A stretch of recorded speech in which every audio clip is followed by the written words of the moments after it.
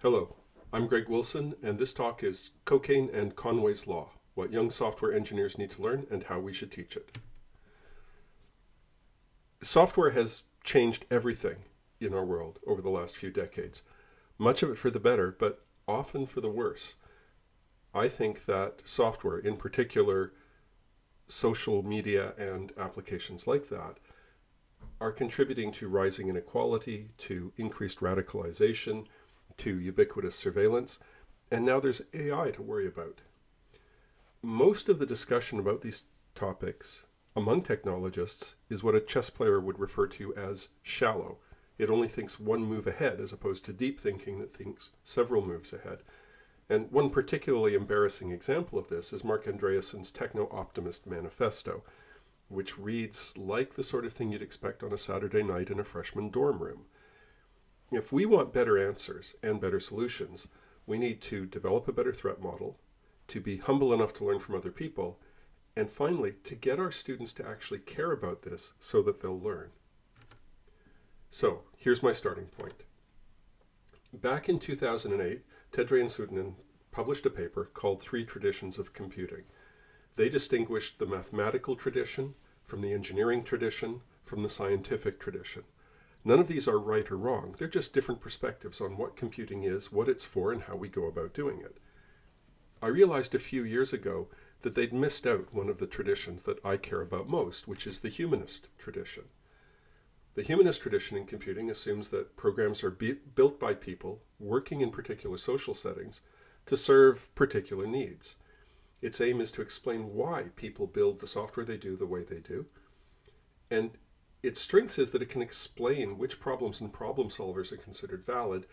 Its weakness is that there's poor generalizability. It's often viewed as storytelling by people who are unfamiliar with social science methods.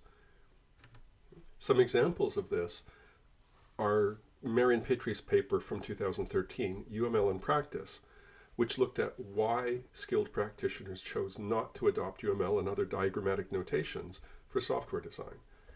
Another example is the work of Igor Steinmacher and others, looking at the social barriers faced by newcomers when they're trying to start contributing to open source. And they identified three principal barriers, or rather three things that matter most if you do want to recruit people as contributors. Another paper from 2017 is from Sedano and colleagues looking at waste in software development. They identified 9 different types of waste, none of which are actually related to code. They're related to the people who build it and the way it gets built. Finally, and most recently, I'm very fond of Catherine Hick's paper, It's Like Coding in the Dark, where she found that programmers don't learn on the job, largely because they're afraid to reveal ignorance. These aren't the sorts of insights we can get simply by mining code repositories. They require a different set of techniques, and they provide a different perspective on the process. All right, that's the techniques I want to bring to bear. What's the threat model? Well, when we teach undergraduate software engineering, we often talk about things like the Therac 25 incident, in which a bug in programming led to overexposure to radiation and killed somebody, or we talk about the Ariane 5 flight where a bug in software crashed a rocket that was hundreds of millions of dollars. Here, there's a direct cause and effect relationship between the software going wrong and something bad happening. But these incidents are actually fairly rare, and they probably feel very remote to the average undergraduate. I don't know what your experience is, but when I was an undergraduate, I wasn't writing flight control software for missiles. I think a much more appropriate model is cognitive pollution. Think, for example, about the fact that we used to add lead to gasoline. From the 20s through until the 80s, even into the 90s in some places, we were putting lead in gasoline to improve engine performance. The price for that was that hundreds of millions of people had low-level lead poisoning throughout their entire lives, which leads to a slightly lower IQ and anger issues. Similarly, asbestos was used as an insulating agent in building for decades before we figured out that it causes a form of cancer called mesothelioma, which, by the way, my younger brother died of in 2018. Again, there's not a direct cause and effect relationship between a particular piece of asbestos and a particular death. What we're doing is raising the background risk to the point where more people are statistically likely to suffer and die. It isn't always by accident. Many of you will be familiar with the saga of Purdue Pharma pushing oxycodone and, as a result, destroying hundreds of thousands of lives by getting doctors to write prescriptions that people didn't really need. In that case, none of the Sackler family ever went to prison. The company paid billions of dollars in fines, but the individuals who knew what they were doing managed to walk free. Today, we're seeing the fossil fuels lobby use the tactics, and in some cases the PR firms, that the tobacco lobby used decades ago. Back then, the tobacco companies were trying to convince people that the science connecting smoking and cancer wasn't certain yet, that there was still debate, that it would be too expensive to fix, and so forth.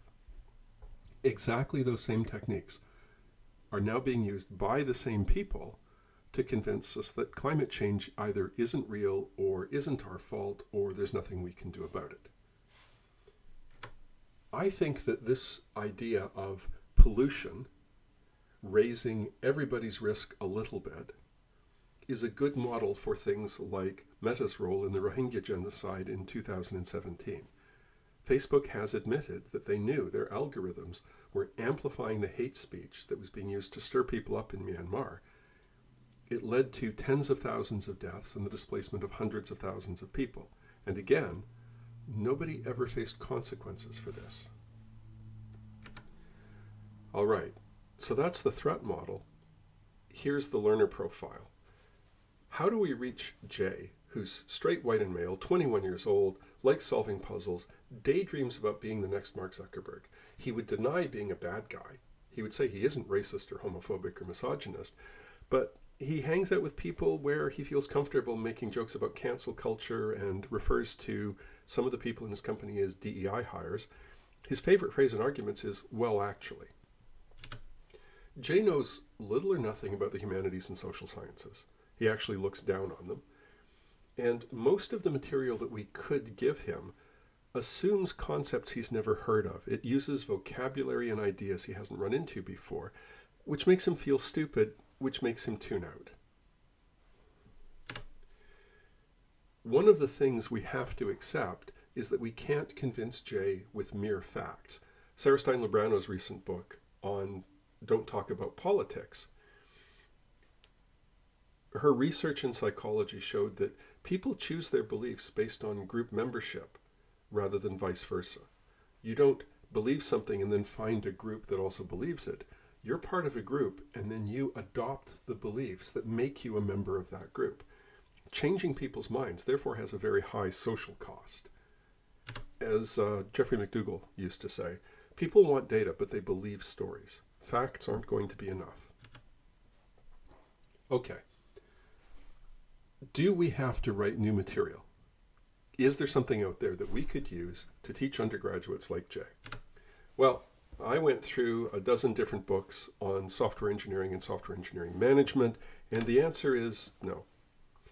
None of these books talk at all, anywhere, about employees' rights. They don't talk about alternative business models, cooperatives, or the sorts of practices that dentists and doctors and lawyers set up. The only model they present is the Silicon Valley get-rich-quick with venture capital model. They do talk a little bit about workplace discrimination. Between those 12 books, I counted less than 8 pages, all of which are about how to handle it as a manager, not what to do if you're the person being discriminated against. And some of them do talk about licensure and professional liability. None of them talk about why those aren't normal for software.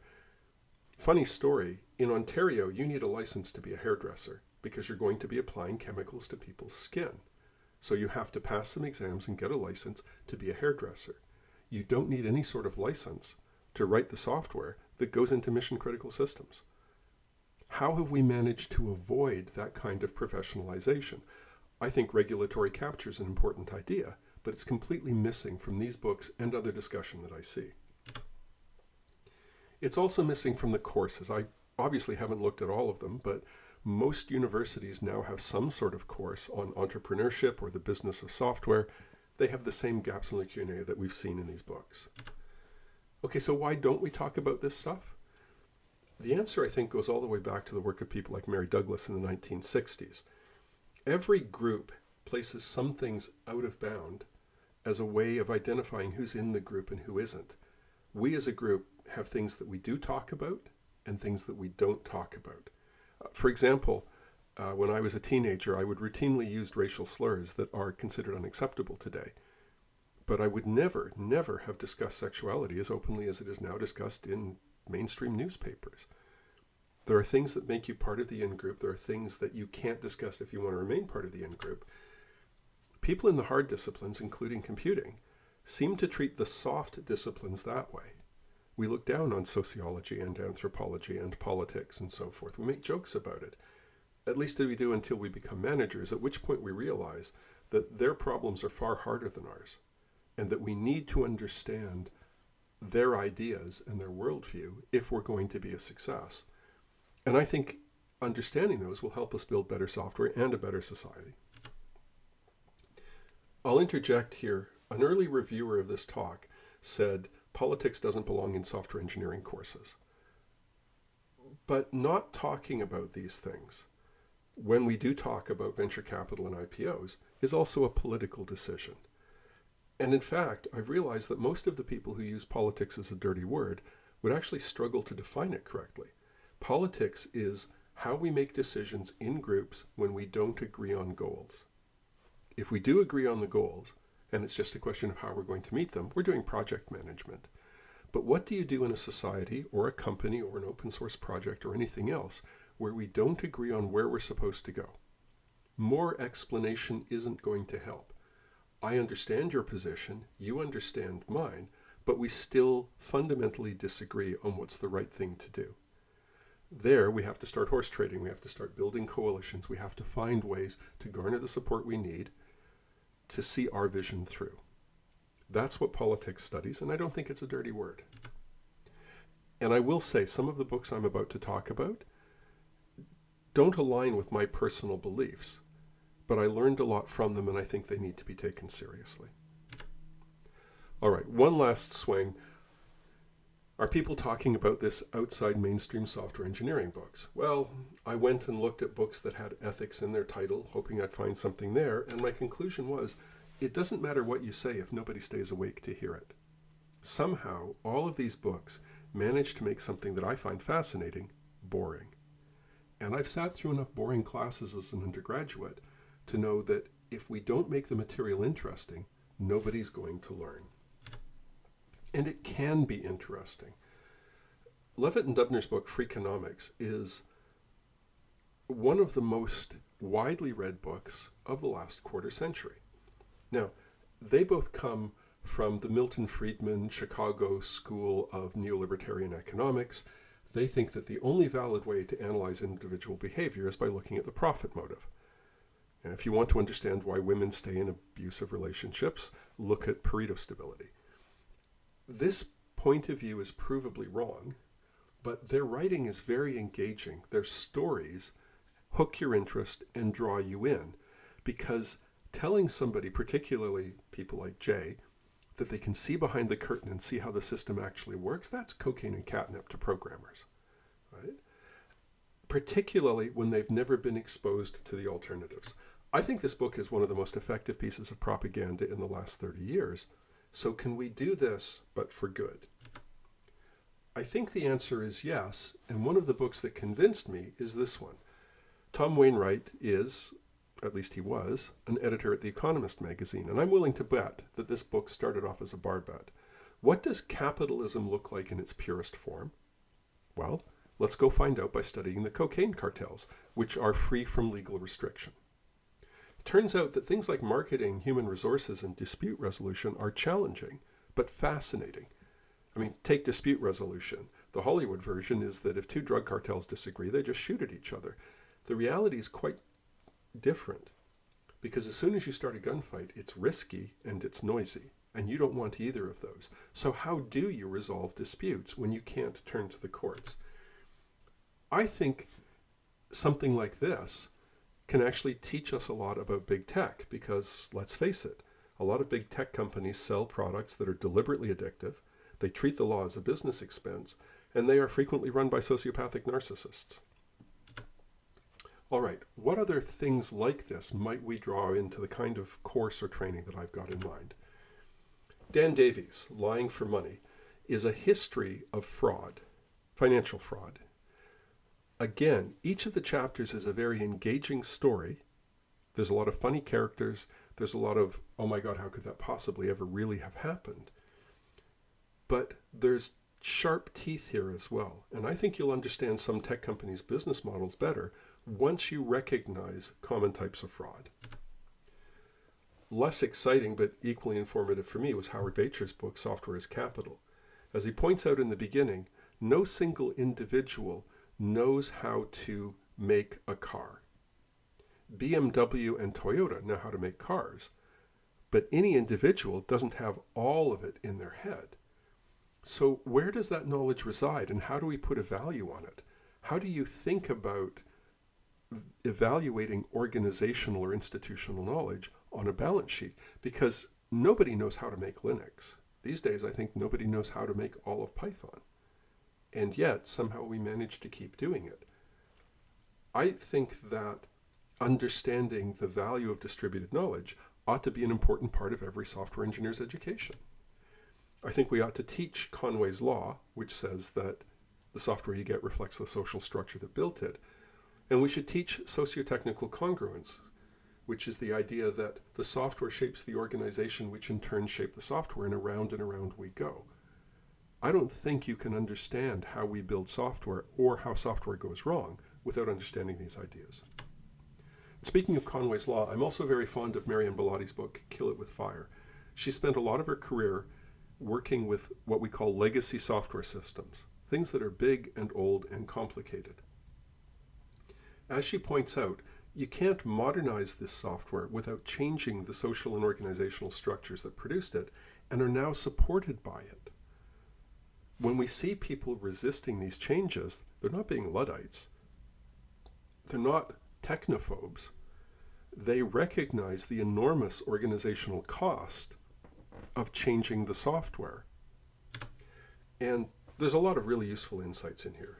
For example, if you want to know what parts of the project are suffering most, pay attention to what the team is having meetings about. I think that there's a lot here that could inform the way young programmers and old programmers look at software systems. Another book that I found really interesting was James Scott's Seeing Like a State, and this is one that you do see quoted occasionally in tech circles.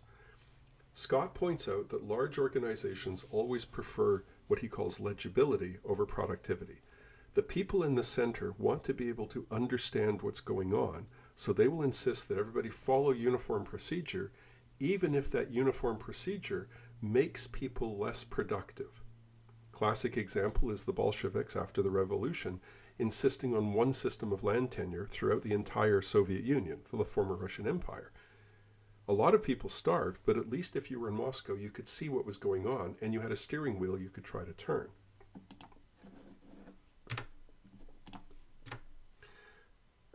The downside of this, or the converse of this, is that pushing things out to the margins and allowing everybody to do things the way they want also has a price. It's very easy in software organizations to say, let's get rid of management. The engineers know what they need to do. Google tried this 20 years ago, and it was a disaster. If you want a political analogy, the people who were defending segregation in the American South were doing so under the name of states' rights. They were saying, we know what's best here. Eventually, the United States decided that it wasn't going to take that any longer. Unfortunately, the current administration seems set on rolling some of that back. Here's another example. Phillips and Rzorsky's book, The People's Republic of Walmart, points out that most of the world's economic activity occurs within large companies like Walmart and Amazon, all of which use the kind of central planning that would have made Joseph Stalin proud. All big corporations are top-down, centrally planned structures. All right, so why does it work for Amazon and Walmart when it failed so miserably for the Soviet Union? One theory is that the USSR just didn't have the right IT. They couldn't get enough information into one place fast enough to actually steer the ship. Another possibility is that big companies have just managed to outsource the failure. They're making profit, other people are paying the price. Maybe there's some deeper difference. I want programmers to have the intellectual tools they need to ask these questions and to distinguish credible answers from ones that are merely plausible. Speaking of which, going back a couple of decades, most people in open source had read Eric Raymond's essay, The Cathedral and the Bazaar, later republished as a book. It was a compelling but misleading and inaccurate myth about the social organization of open source. It turns out that if you want to understand how open source groups and other groups actually work, you can go all the way back to Joe Freeman's essay, The Tyranny of Structurelessness, in 1972. What she pointed out then is that every social group has a power structure. The only question is whether it is explicit and accountable or implicit and unaccountable. True story, I used to work for a company whose org chart wasn't accessible even for staff. As a full-time permanent employee, I still couldn't see the org chart. HR's explanation was they wanted to discourage silos. The reality was that if you couldn't see the org chart, the only way to know who to talk to get something done was to be one of the old guard who knew who everybody was and how things worked. So by keeping the org chart buried, it essentially kept power in the hands of the few. All right. That's a story that I think a lot of software developers ought to know when they're going into startups that claim they've got flat structure. Here's another book that I learned a lot from, Wilkinson and Pickett's The Spirit Level. What they show is that in the post-war years, 1950 to 2000, for example, the best predictor of economic growth is how fair the country's system is seen to be by the people who are in it. If you believe the game is fair, then you will actually think it's worth playing. If you think the game is rigged, then either it's rigged in your favor so you don't have to try as hard, or it's rigged against you and there's no point playing. All right, that's another interesting point when we're looking at software systems and the social systems that they generate. And here's a quote from Lyndon Johnson. He was asked why segregation had persisted so long in the States. His answer was, it didn't matter if you were the poorest white person in Alabama. You knew that there were people who were worse off than you. It maintained a social hierarchy. Yes, segregation made the South poor. But coming back to Freakonomics, people weren't actually looking to maximize their income. They were looking to maximize their social status. I think we should know that when we're building social software. What about property? These three books gave me an interesting perspective on it. The first one points out that the idea that individuals can own land is actually fairly recent.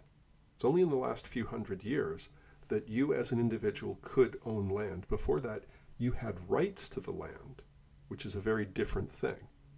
Okay. The second one on the list is about how the notion of intellectual property came to be. It turned out that actually being able to own an intangible, like the words of a play rather than a particular printed representation of the play, was negotiated between American and British governments after the American Revolution because American printers were republishing things that had appeared in Great Britain, and it was just one more part of a larger trade fight. Knowing that helps me understand some of the arguments we're making now about intellectual property in software, and also why the law is skewed the way it is. The final one on this list from Sarah Ego looks at how we got our current right to privacy. It turns out we have a right to privacy because in the late 1800s and early 1900s, wealthy men didn't want newspapers publishing stories about their extramarital affairs. There was no constitutional or legal right to privacy before that. It evolved in particular circumstances in response to particular threats for the benefit of particular people. And again, when we're thinking about ubiquitous surveillance and who has a right to know what, I think it helps to understand how we got here. This one hit a little bit closer to home. Jesse Singer compares the two models for accidents and responsibilities in Western society. Companies want to blame the individual who made the mistake at the last moment. It turns out that doing that is often inaccurate and doesn't lead to systemic improvement. What really helps is blaming the system. How was the accident even possible? Again, if we're going to think about things like professional licensure or computer security, I think it helps to have this perspective to understand why various groups involved in the discussion are arguing the way that they are. Another one that I read quite recently from Palazzo and Hoffridge, they're looking at the dynamics of corporate scandals. They identify patterns in things going wrong at the corporate level. The 9 things that they identify are listed here at the bottom. I won't bother to go through them, but I think that if there's a design pattern for corporate scandals, maybe we should teach that so that people in our industry and elsewhere can recognize these patterns as they are happening and say, uh-oh, something smells here. Closer to home, I really enjoyed James Lang's book, Cheating Lessons. Here, he looks into the research about why students cheat. Turns out it's almost always a matter of motivation and misaligned incentives. I think that covering this in an undergrad software engineering course would be a way to bring some of these ideas back to the students themselves. Right? They're not CEOs of corporations, so the work on dark patterns in corporate scandals probably is interesting but not directly connected to them. This, on the other hand, I think would directly connect to their day-to-day experience. Finally, Young's book on abolishing fossil fuels isn't really about how to abolish fossil fuels. What it's actually about is successful social reform movements in the United States, and it is very US-centric. He points out that when we're looking at female suffrage, at labor rights, at the civil rights struggle, and so forth, social reform only happens when economic pressure is applied. As he says, protests make headlines, but boycotts change laws. All right, that again is a useful thing to know if we want better rules around data privacy, if we want better rules around free speech and limits to it on the internet. Understanding that petitions aren't going to matter, boycotts will be effective, is something that we ought to know. So let me wrap up. I'm giving this talk at the end of October in 2025. It is the worst job market for junior programmers in my lifetime. For as long as organizations like the National Bureau of Economic Research have been collecting data, they've never seen a job market for junior programmers that's as bad as it is today. And I don't know if it is the Trump administration. I don't know if it is overhiring during and after COVID. I don't know if it's AI. It doesn't matter. People whose hopes have failed look for someone to blame, and this is a recurring theme in political studies around radicalization. It isn't that things are bad, it's that you thought they were going to be good and they turned bad and you feel cheated and you want to know who's at fault. If we don't start teaching young programmers how to analyze social systems, somebody else is going to come in and give them a plausible story, probably a very unpleasant one, and that's not a world that I want. This is the scenario that keeps me up at night. Recently, OpenAI announced a pivot to porn. I personally think that if they believed they were 18 months away from general purpose AI, they'd stick to their guns. But instead, they're going to allow people to have sexual chats with their chatbot. Well, those chatbots have been trained on porn and they're tuned to maximize engagement. 10 years from now, a lot of young men are going to know what they know about what women like from those conversations. And I'm willing to bet right now that without some form of oversight or regulation, those chatbots are going to be training those young men to believe that no means yes, please. I also believe that the people who create those and deploy them aren't ever going to be held accountable any more than the Sackler family was held accountable for the thousands or tens of thousands of people they killed and the hundreds of thousands of lives they ruined by pushing synthetic opioids. I don't like this future. I'd like a better one. In conclusion, my generation inherited a pretty good world, probably the best we've ever had. I became an adult in the 80s, and through the 80s and 90s, the Soviet Union had fallen apart and democracy was spreading. 500 million people were lifted out of poverty in China. We built an internet that allowed us to communicate on a global scale. And we could have fixed climate change for a tiny fraction of what it's going to cost to deal with its impact today. We squandered all of that. We chased quarterly profits rather than making a better world. But I do believe that a better world is possible.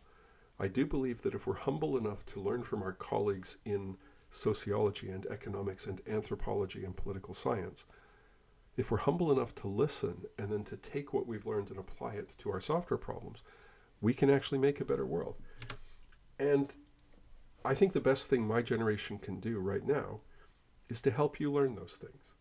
Figure out what's worth teaching, and then figure out how to present it in a way that you will actually listen to. And I think it's fun. I really enjoyed reading the books that I just shared with you. I learned a lot. It changed how I see things. And some of the stories made me laugh out loud. So, thank you and good luck. Start where you are, use what you have, and help who you can.